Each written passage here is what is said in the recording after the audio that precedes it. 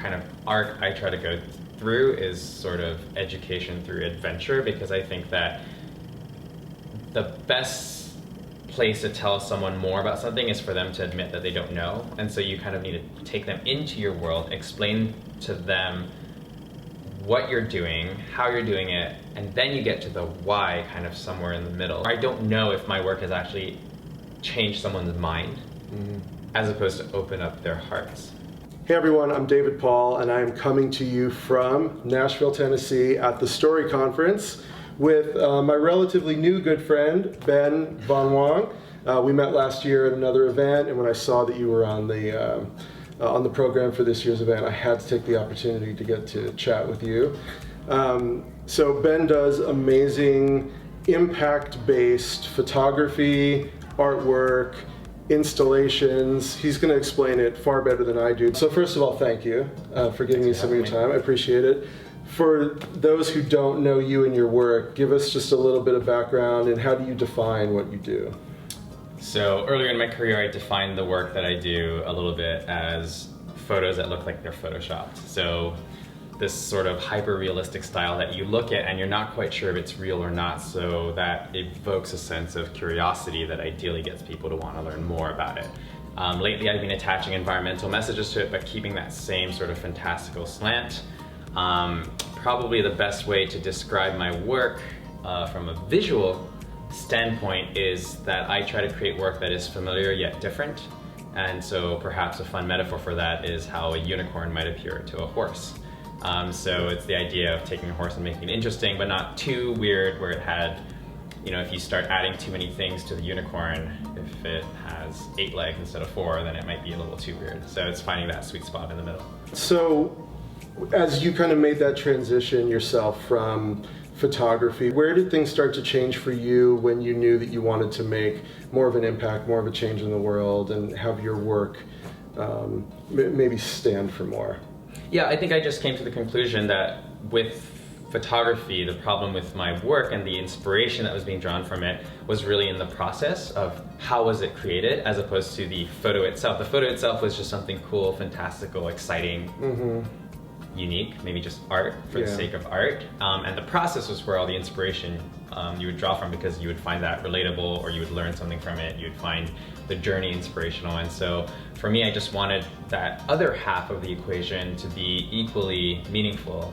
And so the quest to figure out how I could use metaphor, how I could use emotions, how I could use all these little pieces and kind of fuse them together into a single thing. And I stumbled in onto the environmental movement because my girlfriend is actually an environmentalist, and she did it in a very clever way. She dropped an adventure idea on me. She's like, why don't we use storms as a metaphor for climate change? And I was like, okay, so we have to go storm chasing. And of course, as an adrenaline junkie, I think that's an awesome idea. So then that sort of kind of led one thing into another. Right, so that was the first, is that really the first one that you did of kind of this new style? Yeah, so putting ordinary people in front of big brewing supercells was kind of my first attempt at using art to raise awareness for something. The second one was where I tied a model underwater, waited for sharks to swim around to raise awareness for shark conservation. And then I think the third that I did was when I put a mermaid on 10,000 plastic bottles, which is the number of plastic bottles that the average person might use over the course of their lifetime. And so it's like they're all sort of metaphorical draw-ins into something. Yeah. So what are you finding is the emotional connection that that's making with people? What kind of feedback have you gotten from people that's letting you know that it is making an impact and it is connecting with people? I mean, to know that I make an impact, it's always just one-on-one conversations. People are like, as a result of your work, I have stopped doing XYZ, or I have changed the way I do XYZ. Those don't happen nearly often enough. I think a lot of the feedback I get is like, oh, that's so cool, or like, I love that you're doing this, or something like very like superficial. But it's less the feedback that I'm really going for. I think from a creative perspective, the emotion that I try to go for is a combination of shock and awe. I want people to kind of look at something and go like, wow, wait, it's real, or like, wow, what am I looking at? Tell me more. Or this combination of like, I've never quite seen this, so now I need to learn more about it. And then if we dive one step deeper into it, I think the core messaging of what I'm trying to get at is this combination of doing something that is like a paradox, because it's something that is beautiful yet sad, or beautiful yet disturbing, or beautiful yet it shouldn't be beautiful. And so I think that complex emotional journey is what gets people to kind of stick to it a little bit more, whereas if you just do something that's tragic, or sad, or like that evokes a sense of despair, those are like passive emotions. Those make you want to like close up, not talk about it anymore. So you don't want to share that. Right. So the awe of it, that what makes people say your work is so cool, sounds like it's a double-edged sword. That's the kind of work that evokes the positive emotion, gets people to want to pay attention, and yet then it can almost distract from the message because they're so focused on the piece and how grand and spectacular it is that there's really something super important going on underneath. Yeah, so that's where the video component really comes in, right? So the photos get the instant shock, but then, photo speaks 1,000 words in theory, but you don't get the chance to express yourself, so it's different for every viewer. Whereas in a video, you're stringing together the narrative. Yeah. So I feel like those two kind of go hand in hand. So that's kind of how I try to construct it. For blog posts where I try to construct a visual journey, I think Bored Panda is a really great reference for how their platform is designed. It's basically like a picture book. You have a headline, you have a photo, you have a headline, you have a photo, and you have maybe a descriptive paragraph in the middle. But basically it's like a 10-sentence story. What is your 10-sentence story? And those are just done in like little bits and bobs. So it's like, I put a mermaid on 10,000 plastic bottles, we found the mermaid online, 50 volunteers showed up, over the course of a couple weeks we cleaned it up, we had to borrow TV from Costco, and so these are like the vignettes into it that just like, ideally each one just kind of makes you wonder, wait, but what? But tell me more. Yeah. And it's sort of this drip fed sort of thing. Yeah. So let's talk about that from the perspective of influence and persuasion. So you come up with an idea, you put all the work into actually making it, you make it, you photograph it, that's the immediate impact, and then how deliberately are you then crafting the rest of that storytelling experience, and what elements do you know need to be there in order to connect with people to drive the kind of change you want? I mean, behavioral change is something that I think is really difficult. The kind of arc I try to go through is sort of education through adventure, because I think that the best place to tell someone more about something is for them to admit that they don't know. And so you kind of need to take them into your world, explain to them what you're doing, how you're doing it, and then you get to the why kind of somewhere in the middle. So hopefully by that point they've been engaged enough to learn a little bit more. I can't say, or I don't know if my work has actually changed someone's mind as opposed to open up their hearts.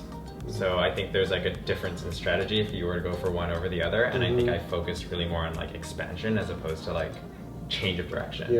Yeah. Well, let's go back to your Dell project, because a lot of viewers of this are going to be in business. They're going to be business people, sales people, marketing people. And that was an engagement where you were hired directly by a company to shine a spotlight on not only an important issue, but how they're tackling it as an initiative. So speaking to business people who are doing business messaging, business communications to influence people and change minds, what did you learn from that experience of working with a big company about trying to communicate that message in a way that was going to be effective?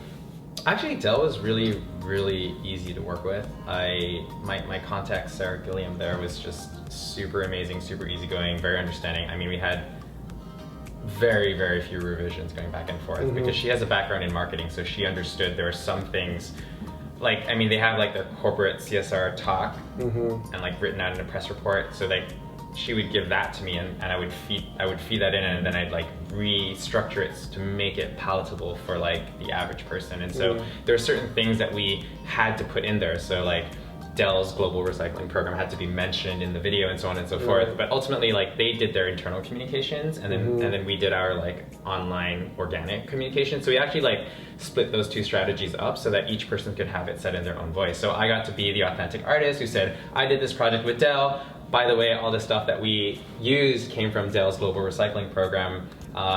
And by the way, Dell's actually the largest global recycler in the world, which is super cool, right? Like, this is something positive we all want to talk about. Yeah. So it kind of allowed for two separate voices to emerge. And then on the flip side, I think the surprising part of the whole campaign, because it was mainly designed as an outward-facing campaign, but the surprise was that the internal reaction from all the internal Dell employees had been extremely positive, because I think for them it gave them a sense of pride to show good work that was being done in a way that was like easy to communicate. Like, they could take that home to their kids and show them, hey, look, we're doing something really cool. And it was a conversation starter as opposed to just yet another CSR press briefing. It was really something that was different, and in many ways unforgettable, because it just stood out so much from what the standard stuff is. And I think there's been a loss of appreciation for things that are memorable. Yeah. You know, like, if we look at the ads of the 80s and 90s, like, it was all about creating moments and unforgettable experiences and experimenting and being creative, because that's what brands were doing. And now it's sort of shifted into just ROI and conversion rate and so forth. And so a lot of stuff isn't measured. And so sure, you might see it and you might click on it, but did it stick? Yeah. And so, like, the question then becomes, how much would you pay to own a piece of someone's heart? And that, I think, is the place I'm trying to play in. Right. And it's trying to break through all of the noise today and stop the scrolls of what people are doing. Yeah. It's all of those things where when everything becomes so formulaic. Yeah. Right? And it's everyone's following the formula of what's supposed to work, but then when everyone does that, it doesn't work anymore. Yeah, exactly. Yeah. So. Talk about the straw project, because that one was visually fascinating. It was the last one of yours that I was able to really follow online. Ben does a brilliant job of really documenting his entire process online. It's a great way of showing behind the scenes of everything from collecting all of this stuff all over the place and the minutia of having to clean it and corral all these volunteers. So I think another key to your effective communication is the fact that you let people see behind the curtain. There's this beautiful glossy thing that comes out of it, but then here's all the sausage being made behind the scenes. Take us through that a little bit with the straw project and kind of how that works. Well, I think what people get wrong is that they focus on the outcome as opposed to the journey, because what people relate to is the hard work that goes into making something happen, because with enough money you can make anything happen. It's not the end result that wows people, it's rather how you got there. And so if you show that the process in which it took to get to the final result is authentic, that involved a lot of heart and soul and people and community, then by default it becomes an authentic experience. So with the straw project, I mean, we spent 6 months collecting straws with the help of a nonprofit over there. And so this was straws that were collected by students, by cleanup groups all over the country, and it was all shipped to one central location. Along the way, those who could clean it or rinse it out a little bit did it. But then from there, like, once I landed, it was about taking these huge amounts of straws, which we actually didn't know how many we had, just an anonymous amount of straws and an anonymous amount of colors, and then we took all of that, sorted it by color to kind of break them down into, like, what do we actually have volumetrically, and then we weighed them because we were trying to enter the Guinness Book of World Records. So that's why we know the exact number of straws that we had, because we were just like counting them by weight. Documented that whole process, and then started figuring out the creative side. So, like, on my end, when we got there, we didn't actually have a builder lined up. We didn't have our lighting set up. Like, these were all experimentations that were happening in real time and documented each step of the way. So I think part of what made that experience so engaging was that we were actually actively asking for help as things were happening on the ground. So we had an end date, just like everything has. We had a deadline, we had a press date, so no matter what, we had to hit this deadline. You were kind of figuring it out as you went. But in the middle, we were figuring it out as we went, and that's where that improvisation, that problem solving, that, like, oh wait, this is not working, we have to go that way, and sharing that whole thing is what really brings so much to life. And then, of course, in the end result, like, you have the final polished version, you choose which parts of that story to tell. But you see that kind of, like, it's like watching a piece of clay or Play-Doh, and it's just slowly taking shape, or it's watching a sketch artist and watching those brushstrokes slowly get refined. And that's what people really want to see. They don't just need to see another cool thing. There's so many polished stuff out there. People, they want the authenticity. They crave it, I think, which is how reality TV was born all those years ago, and then started to dominate. And every project has, like, two stories, right? There's a story of how it happened and the story of what happened. And so there's an opportunity to tell two. I guess the struggle is that most brands only want to fund one or the other. And so you end up in this odd dichotomy where you're just like, no, but let me explain to you how the two work together. Yeah. And so that's a missed opportunity. Yeah, for sure. As we wrap up, let's leave everyone with something tangible that they can take away. If you had to boil down your philosophy, and I don't mean that in a grandiose way, but just as you approach how you're going to go about influencing people, changing minds, having an impact, making change, what do you think are the key elements that have to be there in order for that kind of impact to be had on people? I think the strongest thing to have is just a causation of X was a problem, art came into play, Y was a result. And I think just achieving this tangible metric of success is going to be critical for any art project to be easily justifiable. I think it's really hard, but I think if you start with an art project with the question of how are you going to measure success, then you can fill in all the gaps in between. If you don't know how you're going to measure it, then the chances that you're going to get there are going to be a little bit wasted. Well, that totally makes sense, and that applies to everything. I mean, in the business world, it's all about what's the objective and how are you going to be able to measure whether you've actually hit that objective, and then you can reverse engineer from there. And I think the problem is that many people are looking at art from a conversion metric, but that's sort of like the weakest metric that you can possibly get, because a number of views does not equate the amount of impact the art has had. And so I think that making sure to have a different metric for art is really important, rather than just lobbing it into like distribution and reach and all this other stuff that you're putting your conversion metrics into. I think art has a very different measurement, right? Like if you have art that inspires employees that are walking in every day into a space where they're working more productively, like that's a different quantification, not the number of people that traverse the space, right? You have to measure this stuff differently. And so I think if you are able to redefine those success metrics, then the way you think about the kind of art that you might need will be radically transformed. And that fits into other things as well. It's all contextual. It's not one size fits all. Absolutely. A way to measure one thing isn't necessarily a way to measure another thing, because the way art can have an impact is different than the way something physical and tangible can have an impact. So being contextual, but also being respectful of the medium, I think is super important. Yeah, of course. All right. Hey, so where can people find out more about your work, check you out, follow you? Just Google Von Wong, VONWNG, Instagram, Facebook, YouTube, and everywhere. All the things. And Ben, I cannot thank you enough for giving me some of your time. It's been a pleasure getting to know you better, but also just to spend some time here with you. So thank you.